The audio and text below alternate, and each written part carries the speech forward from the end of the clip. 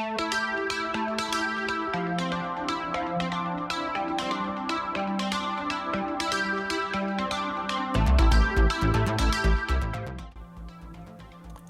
right, in this section we're going to be looking at logical operators.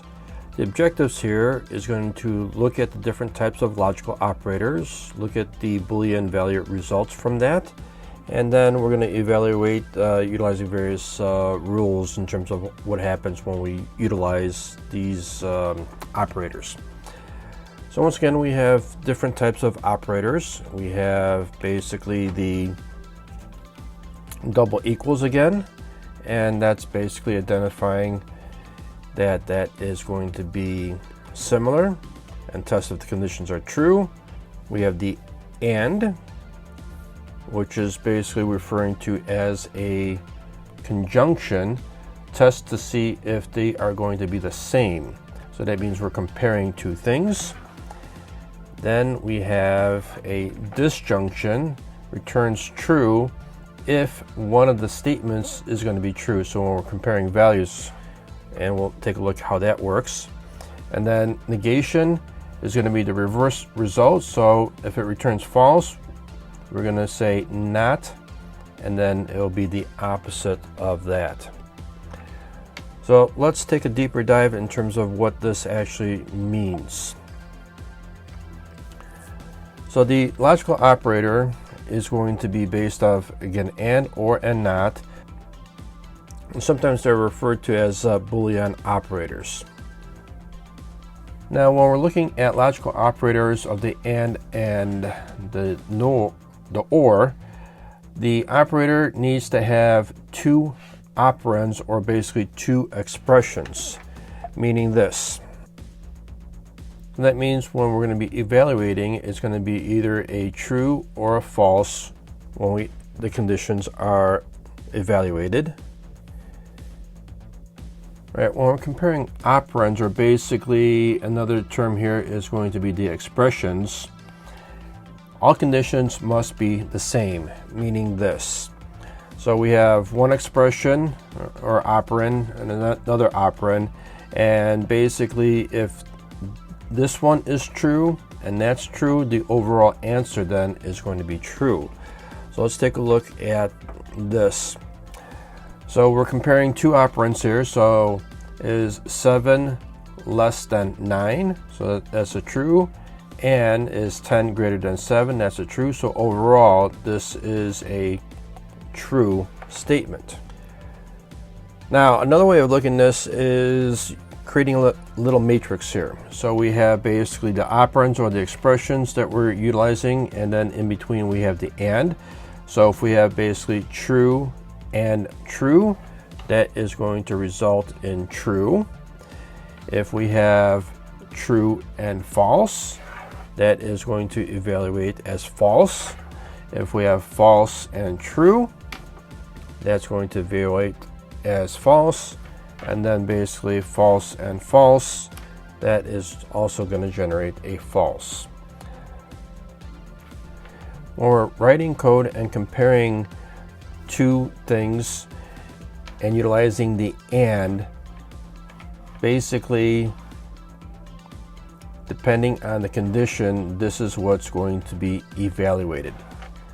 So now let's take a look to see how that looks in a snippet of code. So in this example, I have a couple variables that were created. Like I've been doing before, I'm going to display the variables and what the values are. And down below here, I'm basically identifying different test cases. And this particular one, we are utilizing an operand. So these two print statements right there, I'm basically saying is x less than y and z greater than x. So this is basically just the print statement. And then basically this is what is being evaluated and then displaying the result. And then same thing here, we're using x is greater than z and y is greater than x. And then here is going to be the actual test to see what the result will be. And then when we run it, you notice for our test case here for the and, x is less than y and z is greater than x, and that is true because when we look at the values from here, that's true, and then here basically one of them is valid here, so that basically makes it false. All right, next let's take a look at the OR operand. Now this one works differently because when we're comparing the operands or the expressions, only one operand needs to be true to result a true evaluation, meaning this. So when we have one expression that is true or another expression that's false, between these two, since there is one true, that makes that component true. So for example, if we have 7 is greater than 9 or 10 is greater than 7, one of it's true, one of it's false. Overall, when we're using the OR, that is true. Looking at the what we call truth tables, basically, notice here we end up utilizing the OR. So true or true, that is going to return a true. True or false this time is going to be a true.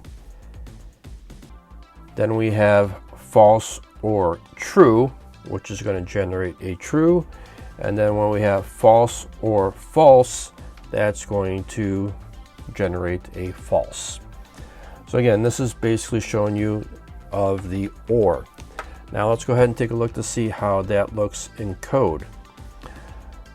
So coming up over here in example 2, again, this is just the print statement displaying what we're being evaluating. So this is going to basically generate, in this particular case, utilizing OR. So one of the statements is true, so that's going to be true. Same thing with this one. One of them is going to be true. Overall, that's going to be true. Now there's one more that we're going to take a look at, and that is going to be the logical operator NOT. So NOT only needs what we call one operand or one expression that we're going to be utilizing, and it's going to evaluate to true or false, meaning the opposite. So if our expression then is true and saying that NOT, that's going to be false, and then basically our expression is false and we say NOT, that's going to be true. So when we take a look at the code, we can see that basically in this particular example with the NOT operator, we have a variable that's assigned to true, and then we're printing out what the current variable is. So the value for C is this, and then the opposite of the value of C is going to be false. And again, this is basically how we evaluate that particular condition. So what you're going to be doing is a couple things for Lab 4C. No different than the previous one. You're going to create an integer and string variables. You're going to use logical operators to get the Boolean value of it. And then you're going to utilize the F strings to display the output. And that's pretty much it.